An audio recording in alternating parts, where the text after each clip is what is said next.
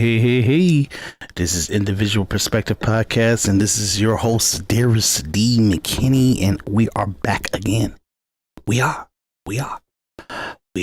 Fourth part of our inauguration ceremony coverage. Yes, I'm covering it because they cut my stream, and plus I want to make sure that Individual Perspective Podcast has a reaction to the inauguration that's accurate and represents me and what I would like to say about it. So we're pretty much almost through it all, and then we're gonna get to the nitty gritty. We're gonna talk about the whack ass loss of the Detroit Lions in the playoffs. I know I'm holding on to my rant about that, and I will make enemies. I don't care. Okay. In addition to that, we're gonna catch up on some of the crazy stuff that's going on in the news. We had a major plane crash that happened last night, so I'll hurry up and get this cleared out today, so we can kind of just do some, like, at least some pop-up reactions to that. In addition to some of the cabinet is going through his their confirmation questionings and stuff. And votes. Oh, excuse me. Sorry, it's morning. I've been out early since 5 o'clock this morning, so I'm getting back into the studio. But yeah, I haven't had a cup of coffee all day for the last maybe about 5-6 hours I've been gone, and I haven't had a cup of coffee, so I gotta get it. I got a cup of Joe now. I just got it. Oops, the camera right there. Just got it. So I just wanted to let you guys know what the situation is here, and while we're covering it, we're going to make sure that individual perspective, where we have the voice of the time. So when people look back on this, if I ever get some viewerships and we look back on the work and the commentary that I have given, it'll be a little bit more fruitful to longevity purposes. Okay. So we left off at where the festivities after the luncheon of the inauguration, and then we were going into the president. They call it the first honor, and we're gonna jump straight into that. But I'm gonna take a moment and just kind of talk to my viewers. How you guys doing? Good morning. As I go through even the trials and tribulations and the progress and the upheavals that I have to go through for my accomplishments, I'm a filmmaker, and I know it's to most people it's a pie in the sky thought process, but I think if you do the work and you apply really efficient purpose to what you're doing, then you can accomplish the journey and the accomplishment of a filmmaker. And it's my whole life. I've done it when I was a little kid. I was directing. Then we would come home from school, and I would direct all the kids in the neighborhood to our own made-up TV show, where I would place everybody. I would direct it. Everybody would do their part. I would kind of pause everybody so I can go to a commercial break. And I will do this when I was really young, and I started writing really detailed scripts and stuff like that, and middle school and everything like that. And it's just been always with me all the way into my adult years, where it's never development in the editing to software development or graphic design or audio capturing that I didn't study and master, and not only be a legend in my own mind, but go out and utilize it and use it and be effective to someone else's production, to someone else's vision, to the public's or the perception of someone else, to say that I succeed and I failed and I over accomplished. So now, last 6 years, I took the opportunity to make a name for myself. Really, it's now or never. It's do or die. So I ended up going out and instead of getting fixated on a movie, I would do what it takes to get that movie accomplished, but allow myself to magnify the ability of what a filmmaker would do under the umbrellas of the big studios, or if he's independently. So because I'm independently, I can't just do a movie that's simple and I just did something like it's a school project. I literally had to do something that would live in the test of time, and at the same time as, under the constraint that I had done, it was a pretty decent project, pretty good films that I'd done. So I ended up doing about 6 films over the last, actually about 10 of them. 3 of them is not mine, it's not owned by me, but I've edited them, I filmed them, I directed them and stuff, but I just gave, they were in the service of someone else's vision. But my 6 films that I love, that my passion, that my level of competitiveness in out of the box thinking and bringing something to the table, even in the black cinema and the community, you're about to be presented those movies in this first quarter. So I'm kind of doing a release from now into the next 3 to 4 months. So I'll say about end of April, everything should be pretty much in the platforms, streaming platforms hands, so you guys can enjoy it and watch it and everything like that. So I mention that because we look at what Trump went through to become president and to be reelected, and in the midst of trying to get reelected, for him to not lose his whole company, like for his family not to lose their stability, their economic wealth. He got grandkids, he have nieces and nephews, and he has like it's just like he's got a big family that loves him, that he did the best that he could to try to make a life for all of them, and they tried to take that away from him in the last quarter of his life, and it was all because he decided to be a citizen and run for the presidency. And that is not the choice of the citizens, it's the choice of the political establishment. And just that ideology and an illogical point of view, he had to fight, and he had to spend about $1 billion to protect himself. Now, me and you will never have $1 billion to protect ourselves. But if you want to know what it takes for you to protect yourself against judges, district attorneys, USA attorneys, crackhead ass, dumb grand juries, the whole point of being a grand jury is that you think bigger, smarter, and more efficient than the average everyday American person that will be a case jury. Why? Because a grand jury means that you need to vet and you need to hold the prosecutors accountable before they indict somebody, before they could go and arrest people, before they could destroy people's life. A grand jury is supposed to vet the prosecutors and their evidence to make sure that it has a purpose of being prosecuted. But we adopted a psychological manipulation from our elitists that a grand jury can indict a ham sandwich. And it allowed for our terrible judicial system. We are fools for believing in our judicial system now. It's garbage. And if you never knew how much of it's garbage, watch how they used it against Trump over the last 10 to 12 years. And I don't care if it's black people doing it. I don't care.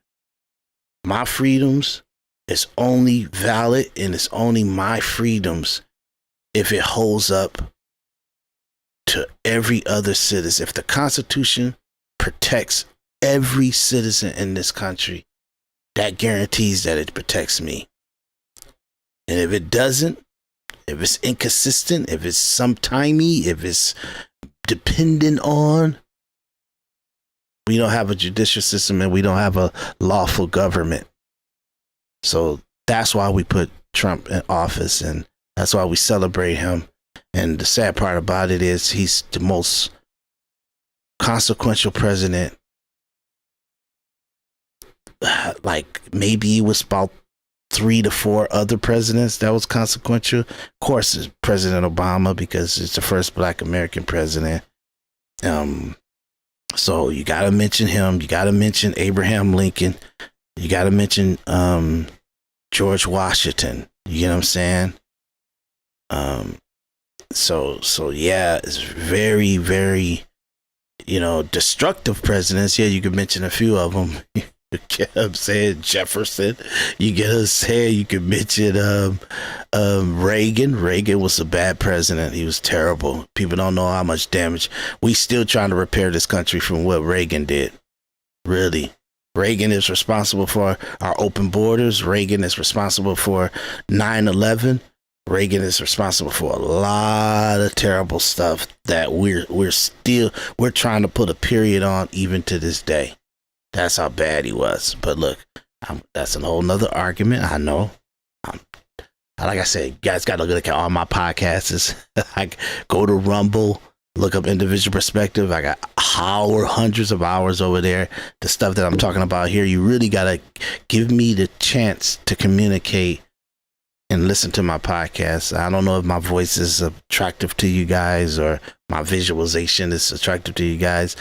But podcast is a audio forum. It was never meant to visually have to see people and give validity of the purpose of the podcast is what's going visually. It was supposed to be where you could be building a car, you could be building a house, or you could be doing coding on the site or software or whatever you're doing, and you could pretty much hear a podcast to your left or in some headphones or in a room or something like that, and then you could kind of enjoy the commentary, but at the same time focus and be multitasking on what you're doing. So it was always an audio forum, and I always want you guys to remember that podcasting is an audio forum. So I'm just communicating my thoughts on different things, and I tell you, my thoughts are extremely objective. I give overwhelming objectivity to the stuff that comes out of my mouth. So when I say it, I know that it's going to hold up to scrutiny for decades to come. So if I say Reagan sucks, trust me, he sucks. Okay. But I do talk about it in detail on other podcasts, and I will do a Reagan ain't shit episode. Okay. That would be good for me to detail that. Okay. But look, okay, we're not going to talk about Reagan. We're going to talk about President Trump. And thank God for President Trump. He's everything that we needed him to be, even just if everything stops today. So now we're going to go into the actual, that's what I was supposed to do. I was supposed to go grab you guys. Oh, man, let me see if I could do that without messing up the software. I wanted to get some clips from Biden flying off.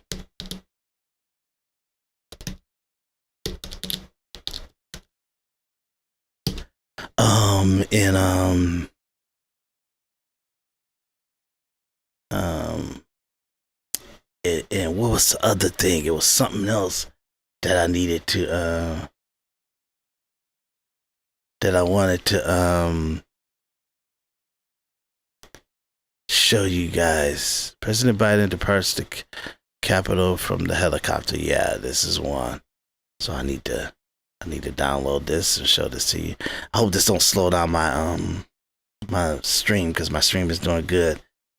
But sometimes when you start doing multitasking and stuff, it start doing weird stuff. So give me a second. It was this, and it was something else that I wanted to show you guys. What was that? It was something else. Give me 1 second. Let me think about it. The luncheon. Yeah, just a recap of the inauguration luncheon. Recap of inauguration.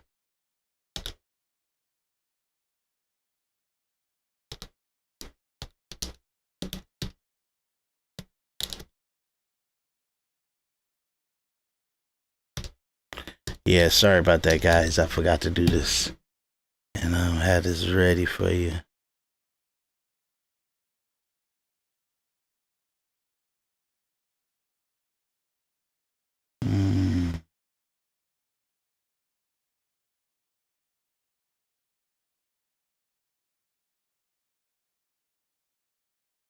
Recap of 2025 inauguration luncheon. That'd be a little bit better.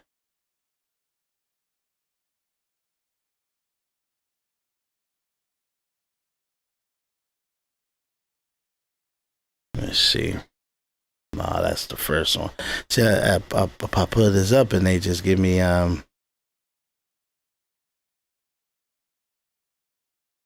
okay, maybe this is it right here. This should be enough right here. It should be enough. Okay. Okay.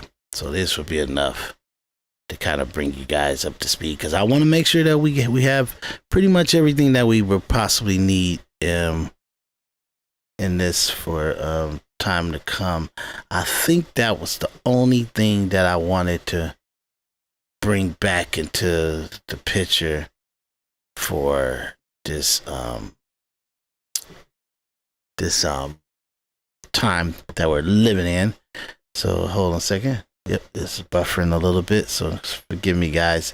It's because I'm multitasking and I'm doing some wild like stuff that I'm kind of messing with my ability to do a fluid stream. But it's for historical value, though, guys. It's for me to make sure that I'm communicating a really good podcast to you guys. So give me a second to. It's only gonna take a few seconds for this thing to give me these 2 clips. And once it gives me the 2 clips, it'll adjust itself back to nice fluid communication. Yeah, I kind of messed up and forgot to do this for you guys. I really did. Oh, it's doing some weird stuff now. So give me a second. Let me let the system catch up. You know, that's why I need your help. That's why you guys gotta show me some love and hit that Cash App. Not the Cash App. That Venmo and PayPal in the description area. Give me some, power to have a better process going on here. Okay, and it's gonna be worth it, y'all. The conversations I'm having, and I'm gonna bring some people in to kind of, cuss me out if that's what you guys want. If you want people to be able to catch some commentary about it. This is like a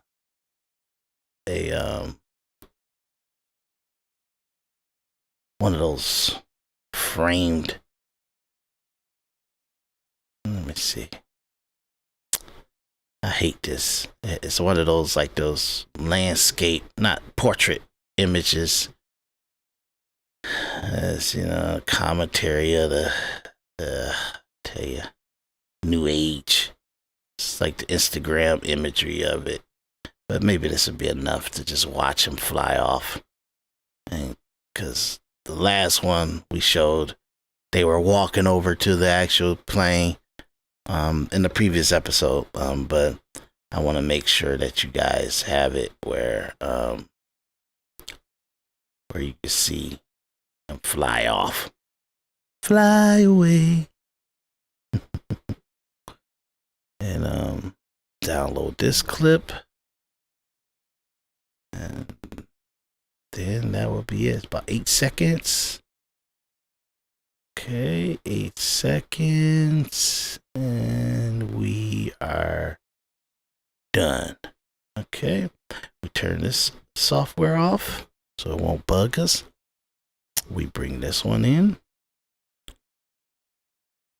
Okay, the luncheon is here. Okay. Okay. So we're gonna go and look at this clip really quick for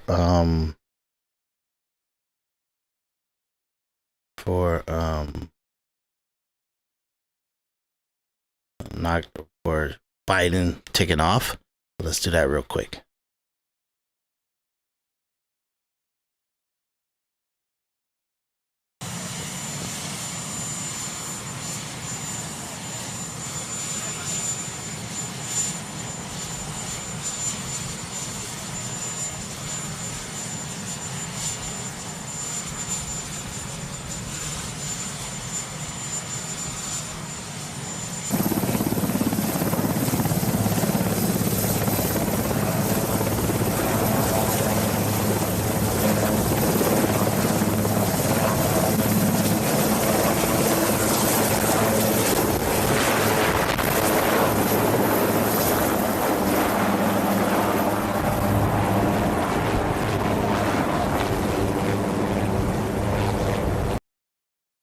Okay, so that'll kind of let you see some kind of presentation of him flying off, and we have it in historical value.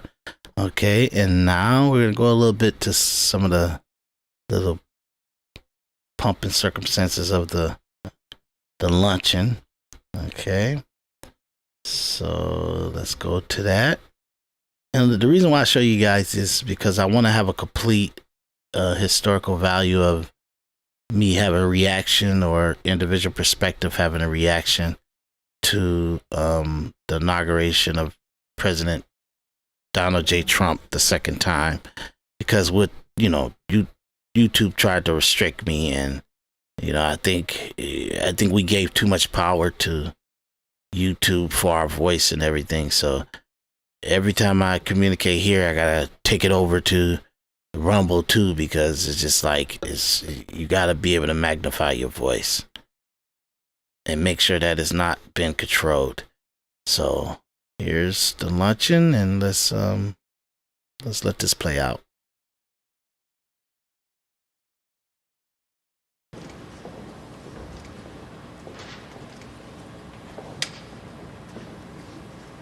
Did you hear Chuck Schumer's wife's name?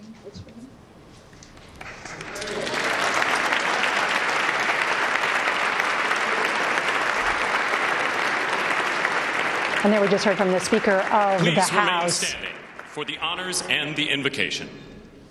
Let's listen in now for the invocation.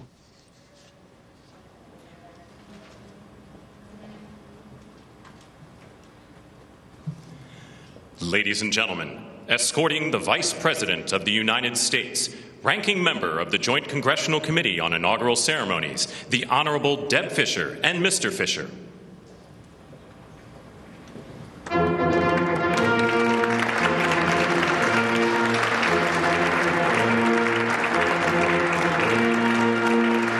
Ladies and gentlemen, the Vice President of the United States, the Honorable J.D. Vance, accompanied by Mrs. Vance.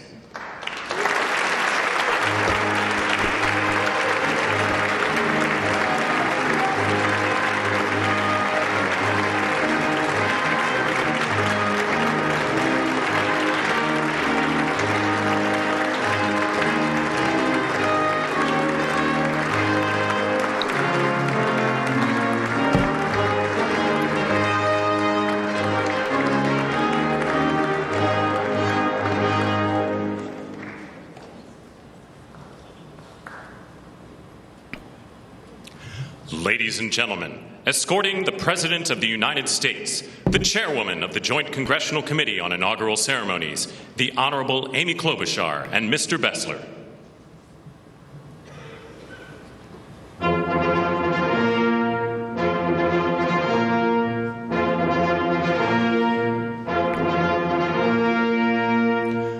Ladies and gentlemen, the President of the United States, the Honorable Donald John Trump and Mrs. Trump.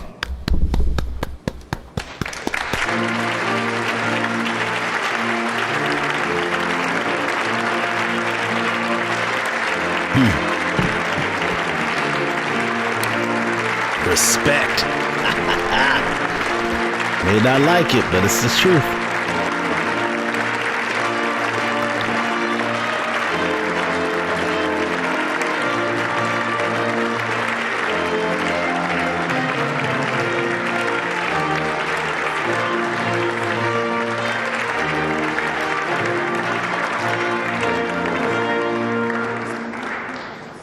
Yeah.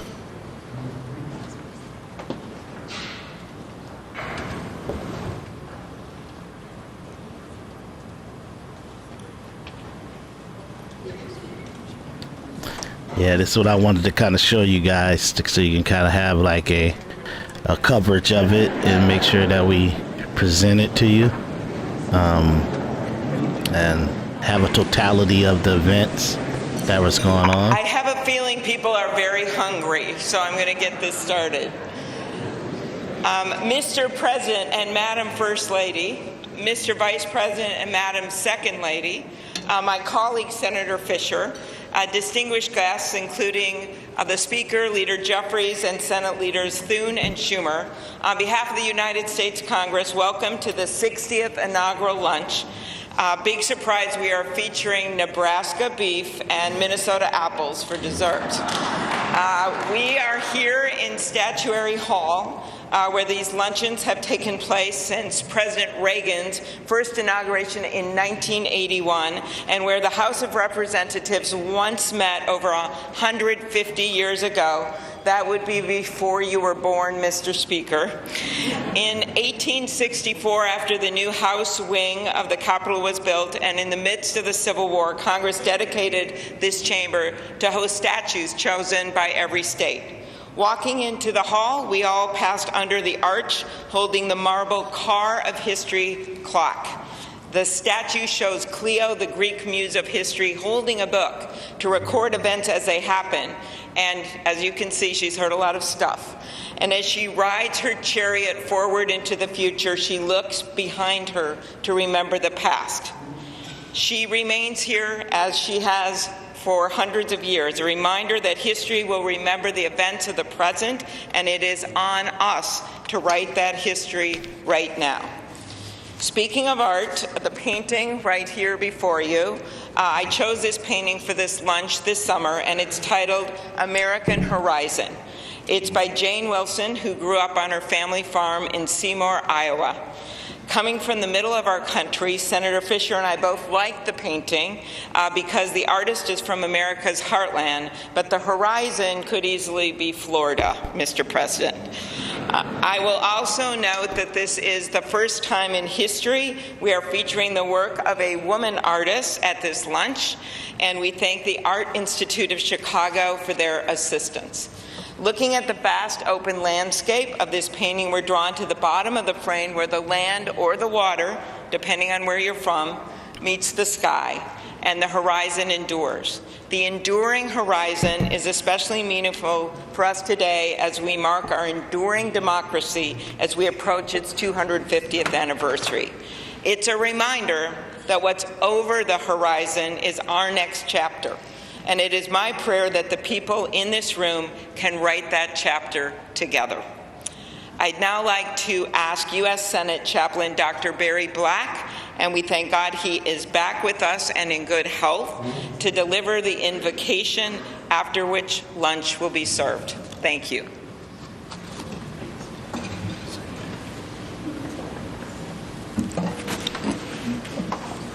Let us pray. King of kings and Lord of lords, whose kingdom is above all earthly kingdoms, and who judges all lesser sovereignties, look with favor upon President Donald John Trump and Vice President James David Vance. Empower them with the wisdom and courage needed for our times. Protect them from the vicissitudes and challenges that obstruct the making of a world of justice, peace, and righteousness. Lord, give them a deep desire to do their best for our country and world, and a determination to act in ways pleasing to you. Preserve their families in health and strength by your grace and power. Bless now this luncheon as each of us finds your grace sufficient for every need. We pray in your sovereign name. Amen. Amen. Okay, so that's pretty much the bulk of that situation. And kind of they had the luncheon, so I told you guys that I will present that to you so you can have a full presentation of the whole presentation and everything. Amen. Amen. Amen. Amen. So letting them eat, and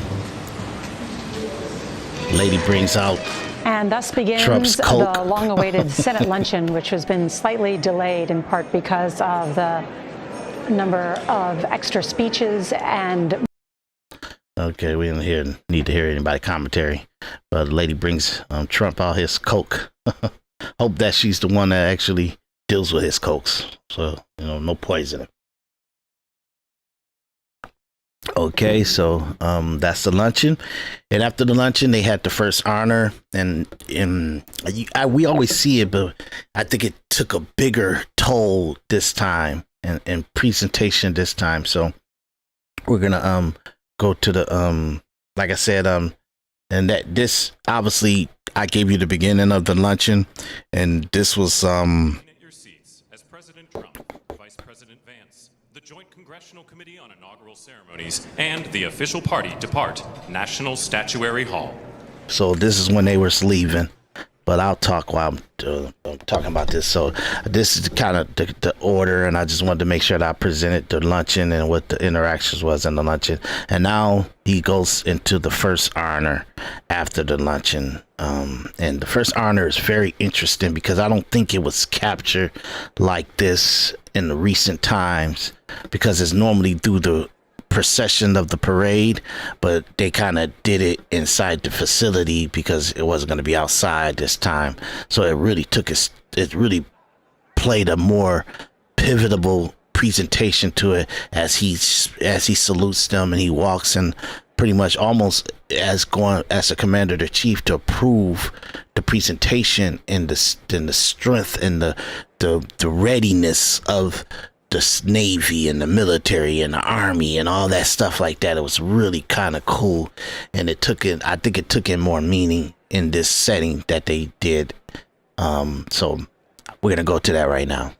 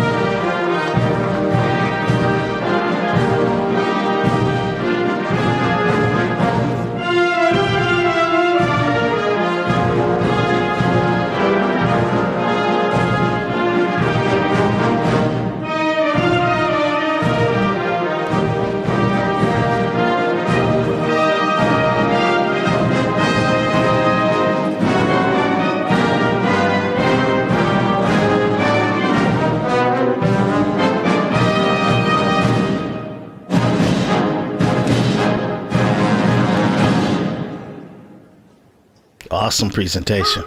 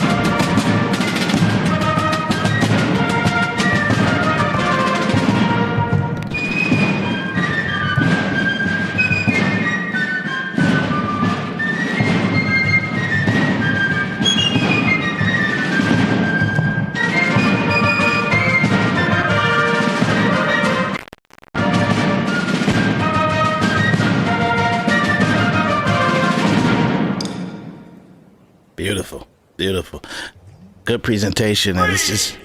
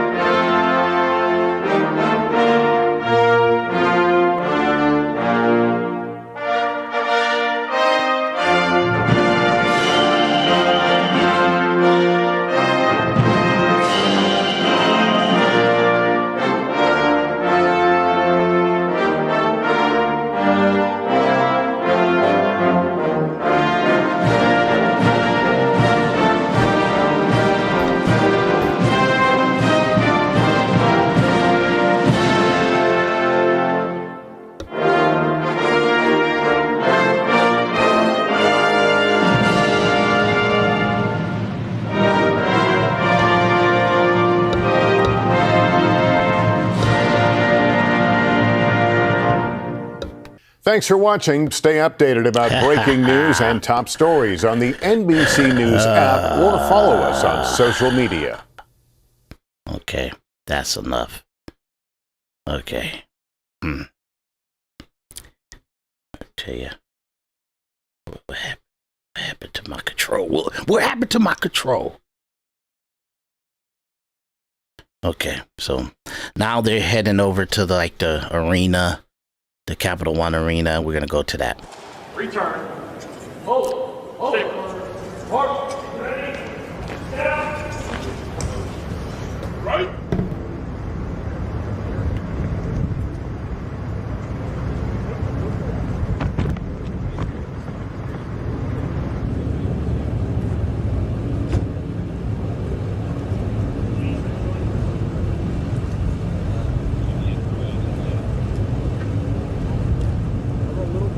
So they're heading over to, so yes, because they don't have the parade and the street and everything, they're kind of gonna head over to the Capital One Arena in DC and everything like that.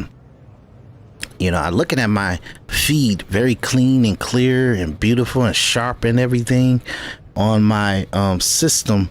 But when I look at the replay of the actual presentation, it's got it very cloudy and buffery and like a little pixelation of it. And I don't understand that, you know, but like I told you guys, we gave... And I blame the podcasters and social influencers for this. They gave too much power to YouTube and everything like that. That's why I never wanted to come over to YouTube. I wanted to be over in Rumble, but you're not guaranteed an audience over at Rumble. But I'm really not guaranteed an audience over at YouTube unless I break their algorithm. And the way that you got to break their algorithm, you got to be extremely overwhelming. You literally need to do about 3 to 5 episodes in a day, pretty much, you know, in order for it to kind of peak in their algorithm and beat their system and everything like that.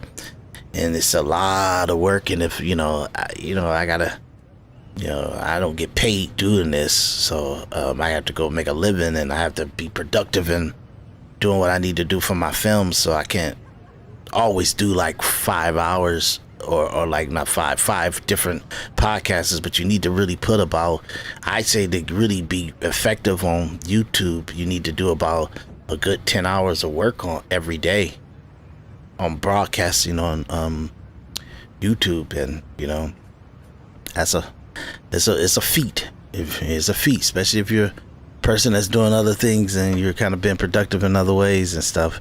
It's a hell of a feat. That's why multimillionaires and people that's got a lot of liquid and they use hundreds of thousands of dollars to build their platform. They have that extra funding to sit around and do nothing but podcasts, you know what I mean? And I love it, and I think I'm extremely great at it, but I gotta fund it myself pretty much. So I gotta do multiple things to be able to have that ability. So this is them kind of going, heading over to the event. Let me make sure.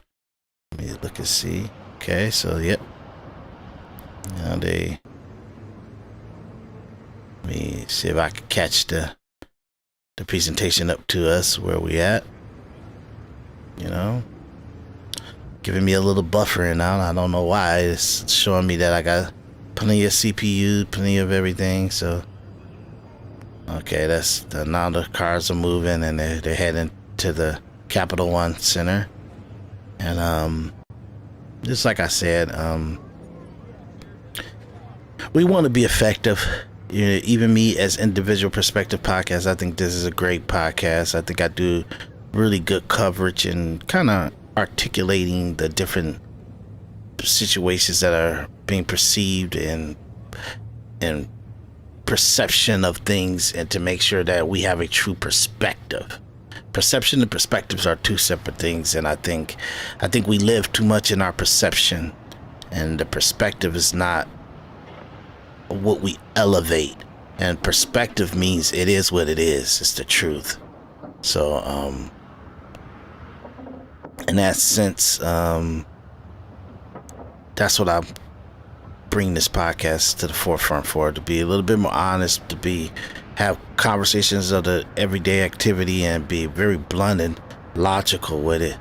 And but I do need you guys' help. You gotta hit that like, you have to hit the follow button, and you have to subscribe to my channels here or at Rumble.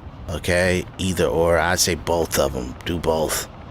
I need your support, and I need you in the algorithm, because that's how you guys will even be able to know that I exist, because they won't muzzle me because they'll see so much demand. But no matter how many videos I make, no matter how many shorts I make, and thousands of people are clicking on it and they're watching it, I'm not getting a lot of people to hit the subscribe. So I need you guys to hit that subscribe, follow, and like. Okay? And now look, and don't worry about it. I'll do what it takes to make sure that I magnify this podcast. No matter what, I'll fund it if I have to. You know what I mean? I'm not threatened by people telling me I can't do something. I'm gonna do it anyway. And if I have to do it myself, I'll do it. Okay? So you can hear people on the street applauding them. Wow. Yeah, I don't think it was too cold to be out there. But I truly think that it was some kind of report. It was something that they seen that his life was in danger even by the government. They didn't say it like that, but I think his protectees in the Secret Service or maybe somebody that really cared about his life that was in the midst of the Secret Service, they kind of seen that, hey, we can't secure you against the government attacking you. So if you're open and you're in the open and like that, the likelihood that something would happen,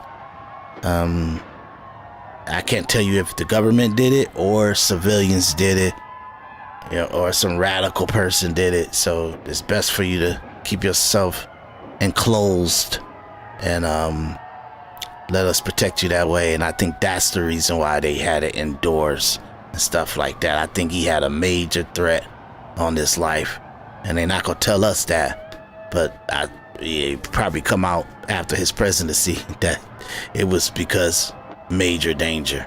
You know what I'm saying? So, and look, they spent a lot of money and power to hate him, to stop him. You know, so that's that. Okay, so we're kind of watching him head to the center. I want to see if what's in the next clip. Oh yeah, the Elon Musk situation. Yeah, I do want to talk about this.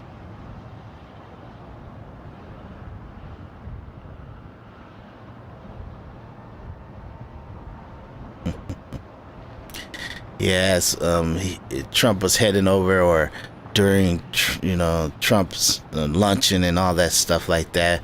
Elon Musk was kind of talking to the crowd at the stadium, and they said that he did like a Hitler salute, you know. So let's check that out. They're at the Capital One Center now, heading in. But let's go check out the speech. There are elections that come and go. Some elections are, important, some are not. But this one, this one really mattered. And I just want to say thank you for making it happen. Thank you.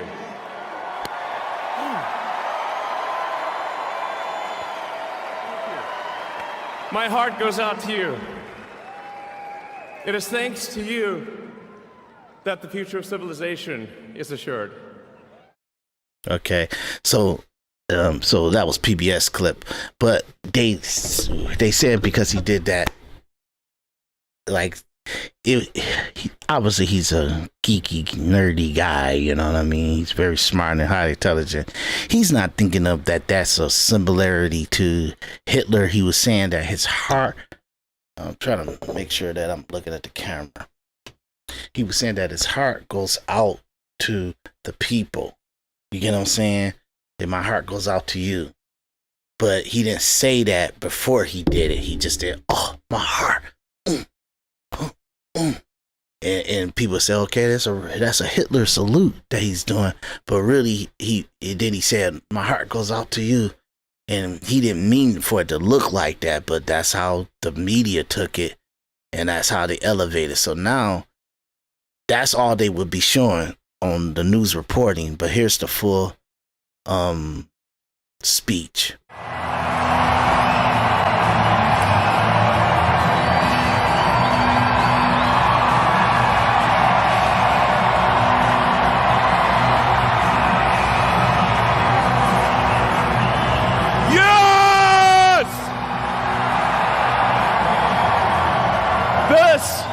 This is what victory feels like.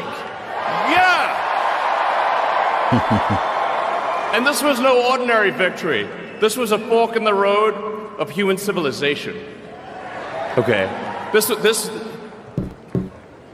you know, there are elections that come and go. Some elections are, you know, important, some are not. But this one this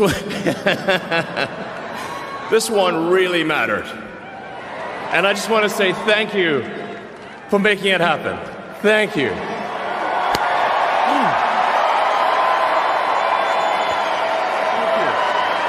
My heart goes out to you. It is thanks to you that the future of civilization is assured. Yeah, so let me play this clip because I think it keeps him on the camera when he's doing that little salute thing.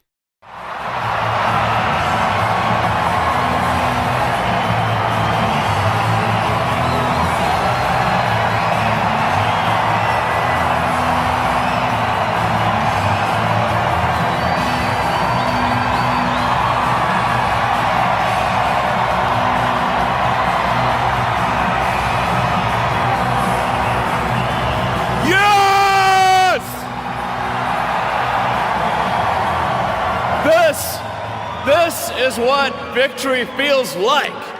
Yeah! And this was no ordinary victory. This was a fork in the road of human civilization. Okay. You know, there are elections that come and go. Some elections are, you know, important, some are not. But this one this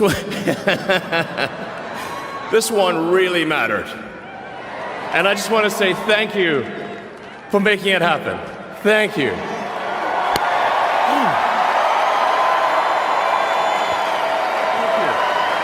My heart goes out to you. It is thanks to you that the future of civilization is assured. Thanks to you. We're going to have safe cities, finally, safe cities. And I wanted to show you that because it's like they said that was the Hitler salute, but he was just being pretty corny and dopey and just like a nerdy person trying to be cool and interactive with the people. There's an overwhelming rock star appeal that he's getting because he's campaigning with Trump. These are Trump's people. These are Trump's supporters, and they love Trump. And they look at Elon Musk as a person that helped him win the election and stuff like that. So they're giving that rock star love to Elon Musk. But Elon Musk is pretty, you know, he's great at what he does with SpaceX and Tesla and all that other stuff. But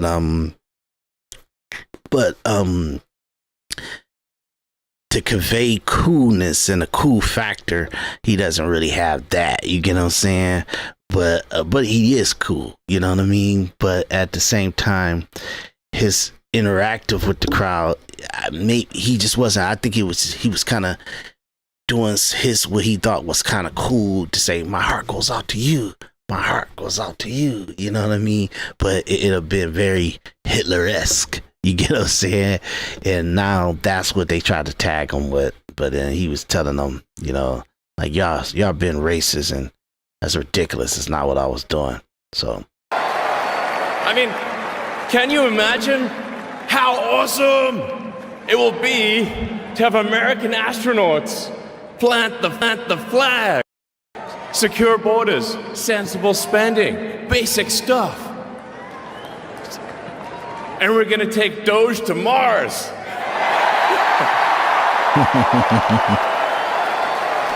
I mean, can you imagine how awesome it will be to have American astronauts plant the flag on another planet for the first time? Bam! Bam! Yeah! How inspiring would that be? You know, there's always problems in life. You know, there's this problem, solve that problem. But you know, there need to be things that inspire you. There need to be things that make you glad to wake up in the morning and say, I'm looking forward to the future. Yeah. And I love you guys.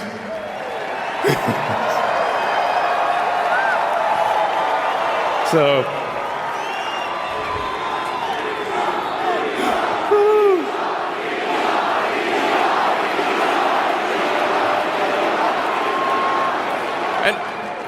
and let me tell you, I'm gonna work my ass off for you guys. So, I really will. So, and yeah, but I'm super fired up for the future. It's gonna be very exciting. As the president said, we're gonna have a golden age. It's gonna be fantastic. And one of the fundamental things, one of the most American values that I love is optimism. And this feeling like we're gonna make the future good. We're gonna make it good. So, man, I can't wait. This is gonna be fantastic. So thank you again.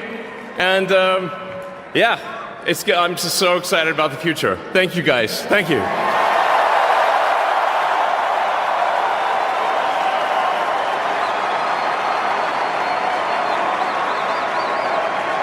And that's the whole speech and everything. So you can understand it wasn't about the salute. It was like, my heart goes out to you. And, you know, he did it in a corny way. So it made it look like a Hitler salute.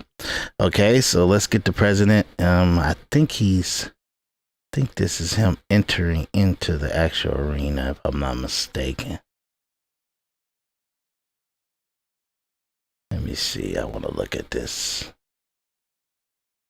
Let's see this clip here.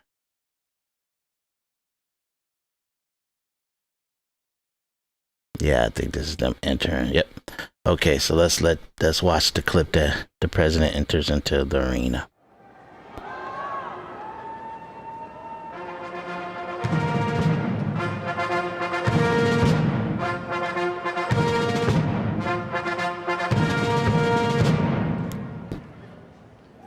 Ladies and gentlemen, please welcome the 47th President of the United States of America, Donald John Trump, accompanied by the First Lady, Miss Melania Trump.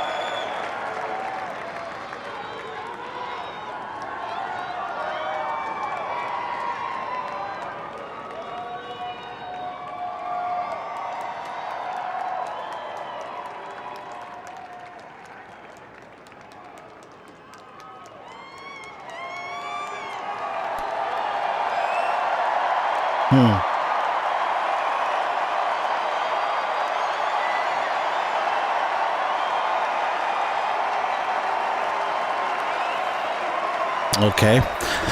So that's them coming into the arena, and they kind of watch some parades and stuff like that. We're gonna jump through that real quick and show you, show you a HBCU parade. That was real important to them, so.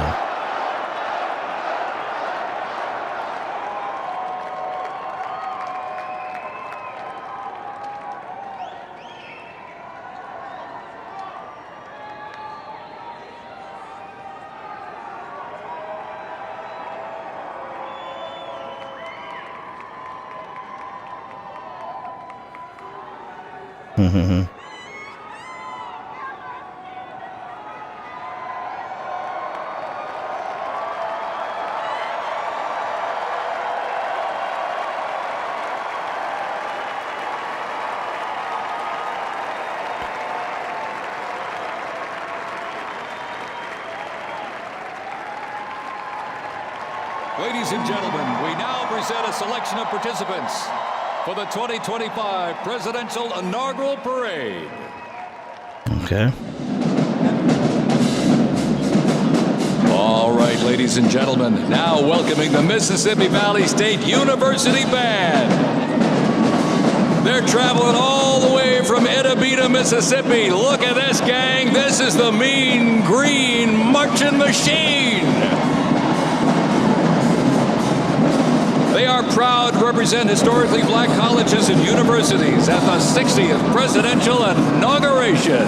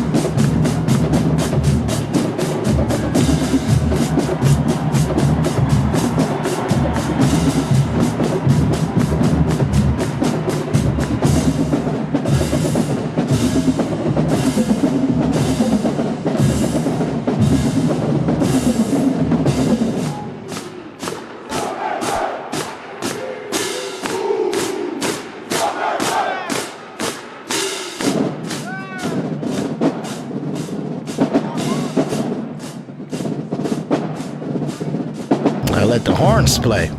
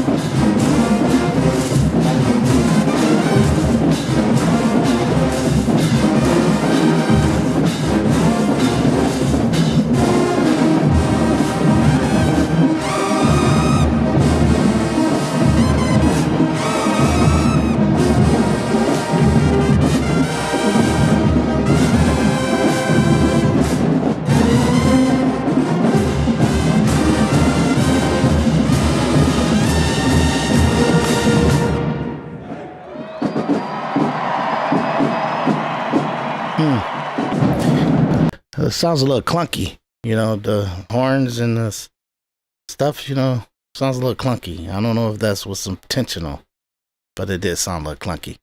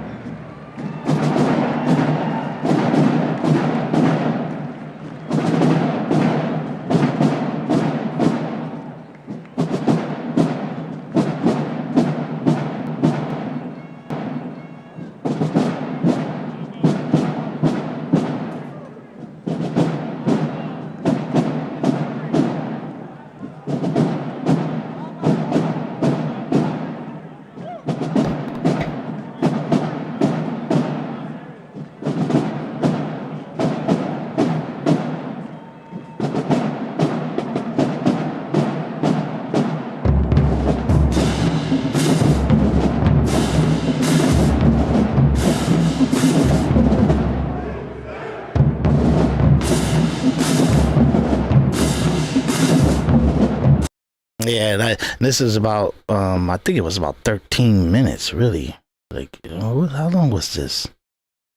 About 13 minutes. So, I'm not going to play the whole thing. You guys, let's just move forward, okay? It was good, though. I wanted to give him a shout out on this. But, And then I have a very tall son named Baron. Has anyone ever heard of him? Yeah, he gave a speech, and then he was kind of bringing out some of the people that was captured in Israel, and their families represented them from the people that was for the October 7th attack. Then he was talking about his Baron.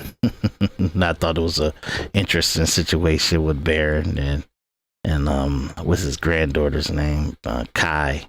So I'm playing this a little bit, and then we'll go to him signing some executive orders in front of the crowd, and then we'll head into the inauguration balls, and then we'll end this inauguration coverage and go to the aftermath. A tall son named Barron. Has anyone ever heard of him? Tall son named Barron.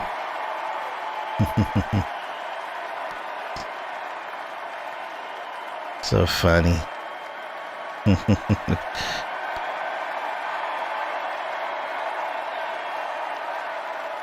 Barron.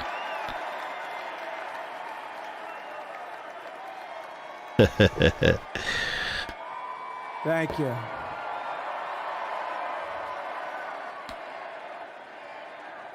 He knew the youth vote. You know, we won the youth vote by 36 points. And he was saying, Dad, you got to go out and do this one and that one. And we did a lot of them.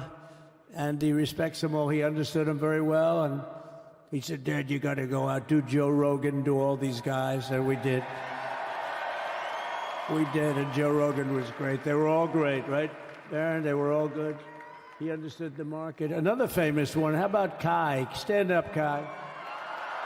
Mm-hmm.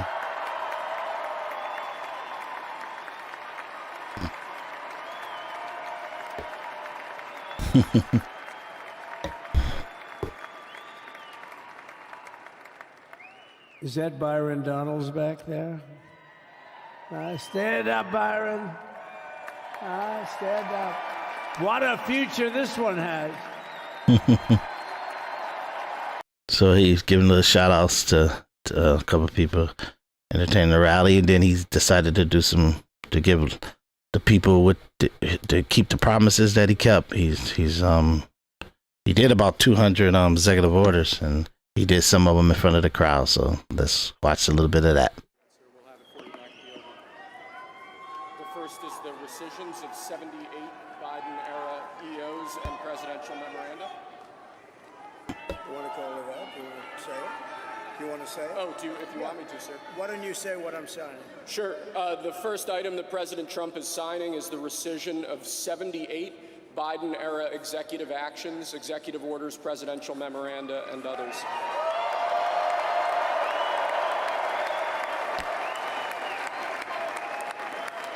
Thank you, sir.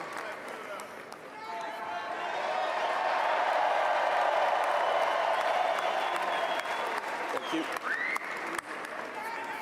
The second item, President Trump, is a regulatory freeze, as you announced in your speech, preventing bureaucrats from issuing any more regulations until we have full control of this, the government and this administration.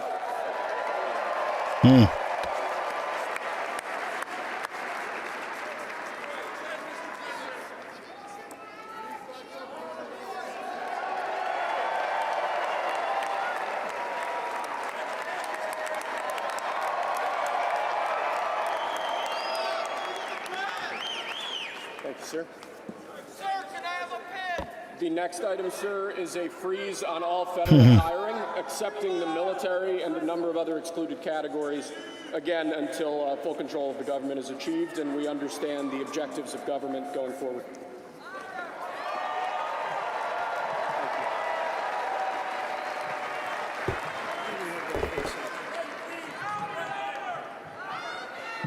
Could you imagine Biden doing this? I don't think so. I don't think so. Sir, the next item, as you announced in your speech, is a requirement that federal workers return to full-time in-person work immediately.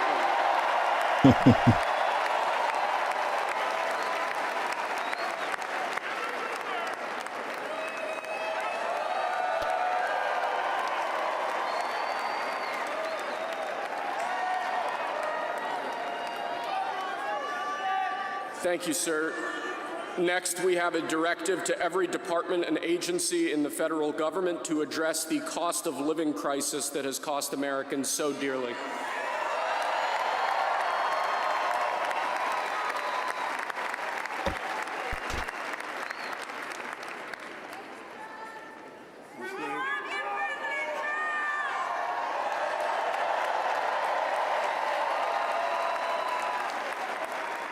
Thank you, sir. The next item here is the withdrawal from the Paris Climate Treaty.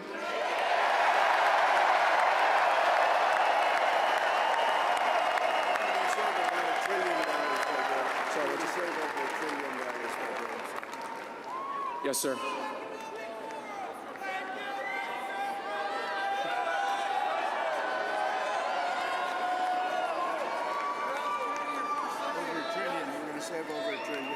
We're going to save over $1 trillion by withdrawing from that treaty.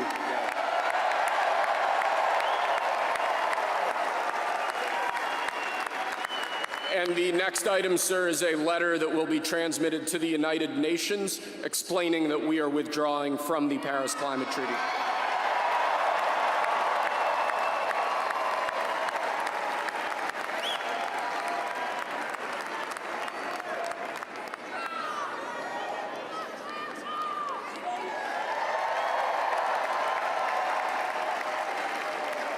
Thank you, sir. This next item is a directive to the federal government ordering the restoration of freedom of speech and preventing government censorship of free speech going forward.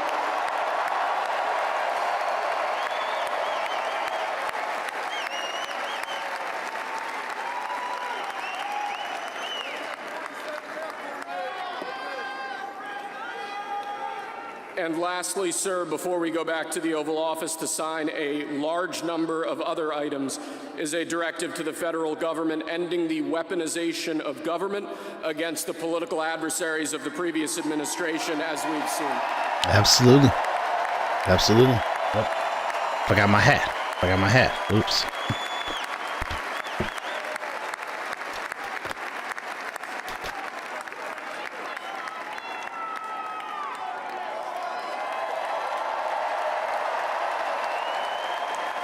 Thank you very much, sir. Appreciate it.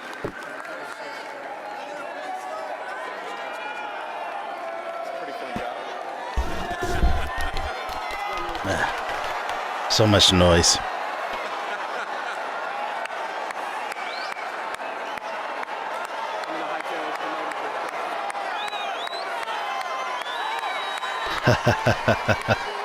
Give them to the people, all right?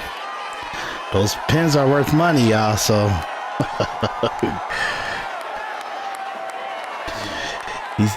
he's throwing them out there, but they worth money. You get what I'm saying? They're like, all you gotta do is hold on to them for about a quarter of a century, and then they're worth money. You know? Which I think he should have handed to them. I don't know why he threw them at them, because they got to fight over it.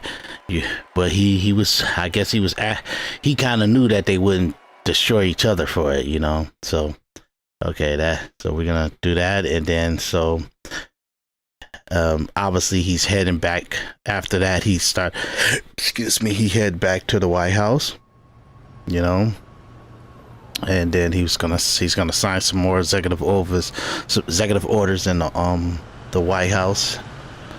So this is him for the first time at the inauguration, heading back to the White House where everything is set up for them to start living in it. And I really wanted to show you guys like a really long, detailed thing about how they prep the White House for the next president. It's actually construction and everything that goes into it. They literally gut it and set it up for the president. It's pretty crazy, you know. But he's heading back to the White House, and then he goes in and signs some executive orders and stuff like that. So I'm gonna show him showing some executive orders, then we're gonna end this episode, and then we're gonna come back to the next one with the inauguration ball, and that will be pretty much our coverage of the inauguration. So but we got a whole nother episode to do. I think this is gonna be the 5th one that we do, so we are going to 5 episodes. So of the inauguration ceremony. So that's them arriving at the White House, and as they enter, we'll go into him in the Oval Office signing some executive orders. Then we'll end this episode and then come back with the next episode about the inauguration ball. Okay, please like, follow, and subscribe, y'all. Like, follow, and subscribe. Like, follow, and subscribe, and show some love, and put $1, $2, $5 into the Venmo and the PayPal. All the descriptions at the bottom of the video, okay?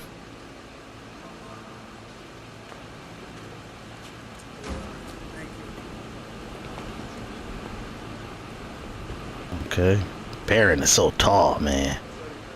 Okay, there you go. Okay, the last clip.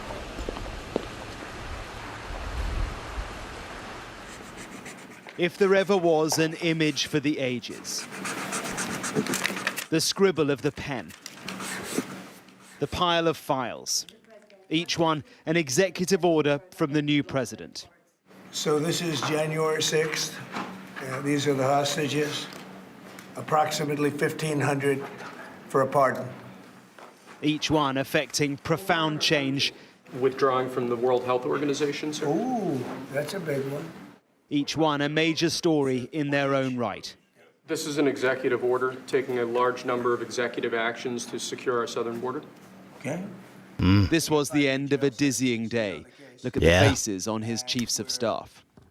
Then an impromptu news conference in an Oval Office that is now his again. I'll be meeting with President Putin. And hints of the future on whatever topic you choose. You know, Gaza's interesting. It's a phenomenal location.